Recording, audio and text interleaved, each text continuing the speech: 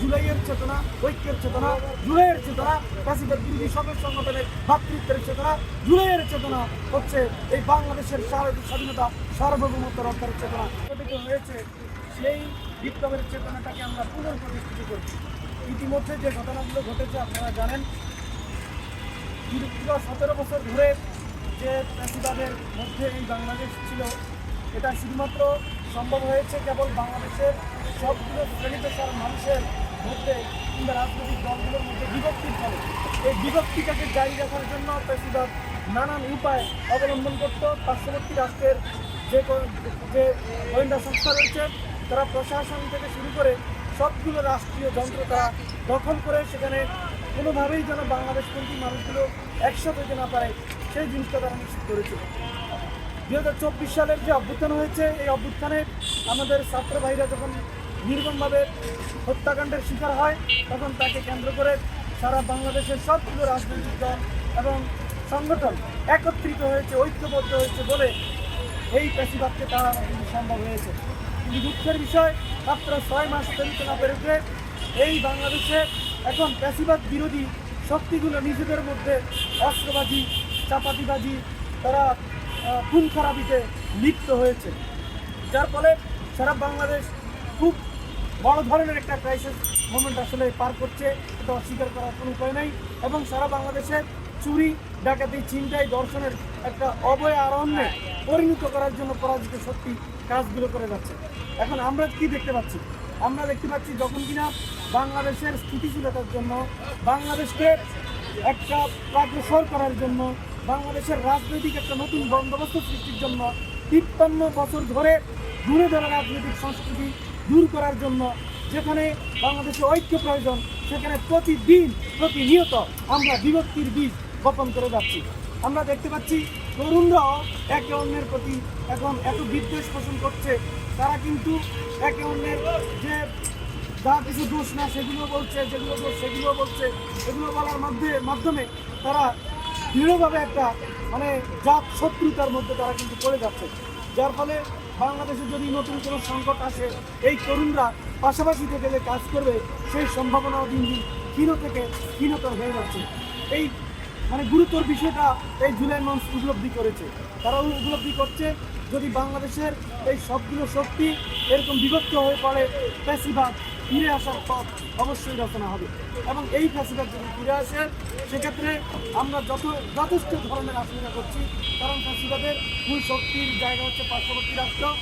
এই রাষ্ট্র যে ঘটনার একটা আশঙ্কা রয়েছে যে তারা যদি ফ্যাসিবাদ কোনোভাবে বাংলাদেশে ফিরে আসে, এর অর্থ হচ্ছে আমাদের পার্শ্ববর্তী রাষ্ট্র বাংলাদেশের জনগণের উপরে বিজয় লাভ করেছে। আর বিজয় লাভ যদি তারা করে, তারা এই বাংলাদেশকে কাশ্মীর বানানোর সম্ভাবনা কিন্তু উড়িয়ে দেওয়া যাচ্ছে না।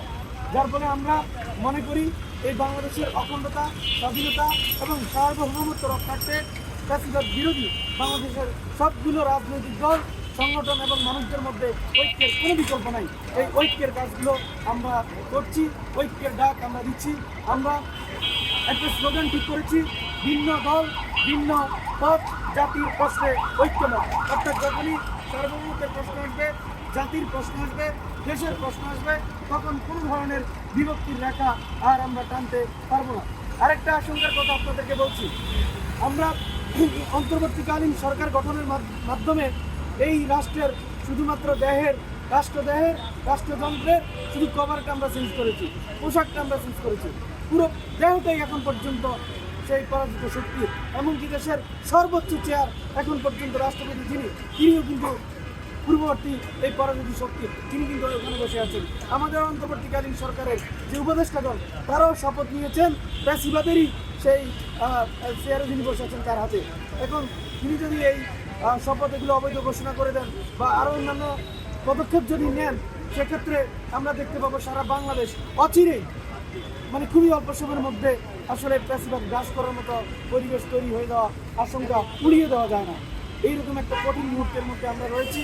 এবং একই সাথে 5ই আগস্ট যেখানে সারা বাংলাদেশ একটা রায় দিয়ে দিয়েছে, সেই রায়টা এখন পর্যন্ত নির্বাচন কমিশন কার্যকর করে নাই। এখন পর্যন্ত নিবন্ধিত রাজনৈতিক দলগুলোর এডুকেশন বা সম্পাদন আমরা দেখতে পাচ্ছি না। এর ফলে আমরা খুব আশঙ্কায় আছি যে বাংলাদেশ যদি এভাবে চলতে থাকে সেক্ষেত্রে বিপ্লব তো অলরেডি ব্যাহত হয়েই গেছে।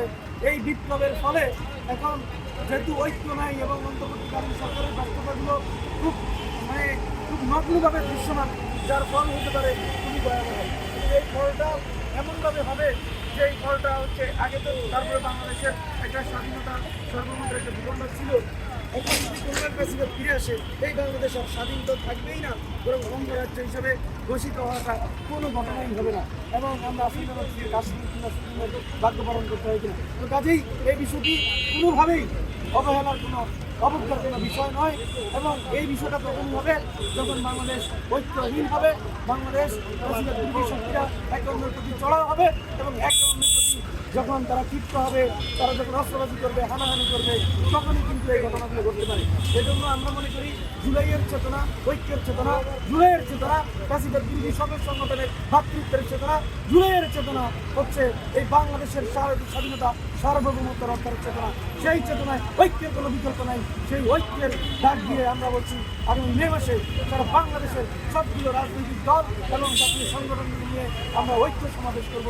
এই ঐক্যের মাধ্যমে আমরা ঘোষণা করব জাতির প্রশ্নে, দেশের প্রশ্নে বাংলাদেশ ঐক্যবদ্ধ থাকতে চান। সকলকে ধন্যবাদ।